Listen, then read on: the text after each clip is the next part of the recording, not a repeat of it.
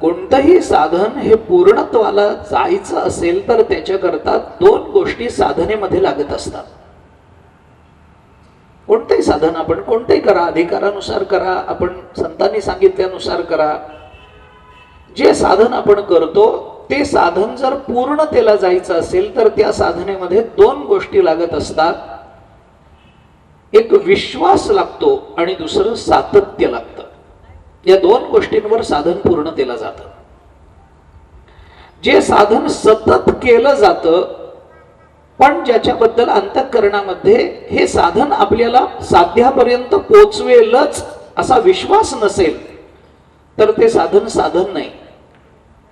आणि एखाद्या साधनावर परिपूर्ण विश्वास आहे परंतु ते साधन जर सातत्यानं केलं जात नसेल तर ते साधन फलद्रूप होणार नाही.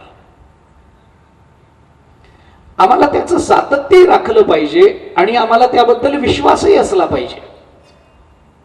नामाबद्दल विश्वासही पाहिजे आणि नामाचं सातत्यही पाहिजे. ज्ञानाच्या परिणामावर विश्वासही हवा आणि ज्ञानाकरता चिंतनाचं सातत्यही हवं.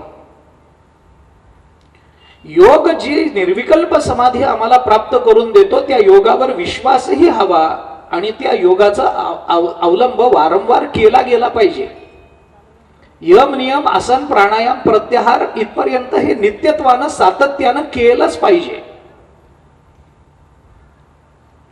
आपण कोणत्या साधनेचा अवलंब करतो हा कदाचित आत्ता माझ्या समोरचा प्रश्न नसेल, मी तो घेणारही नाही. परंतु जे कोणतं साधन आपण करू ते साधन करत असताना सातत्य आणि विश्वास या दोन गोष्टींशिवाय त्या साधनेचं फल आपल्या पदरात पडत नाही. ज्ञानेश्वर महाराजांनी भगवंतांनी गीतेमध्ये ज्ञानेश्वरीमध्ये या सातत्याचा प्रत्येक साधनेच्या संबंधाने आपल्याला उल्लेख करून दिलेला आहे. वारंवार हा शब्द अधोरेखित केलेला आहे. तुम्ही कर्म मार्गाने जाणार आहात का तरी सतत हा शब्द भगवंतांनी वापरला. तुम्ही ज्ञान मार्गाने जाणार आहात का तरी सतत हा शब्द भगवंतांनी वापरला. तुम्ही योग मार्गाने जाणार आहात का तरी सतत हा शब्द आहे. आणि तुम्ही भक्ती मार्गाने जाणार आहात का तरी सतत हा शब्द आहे.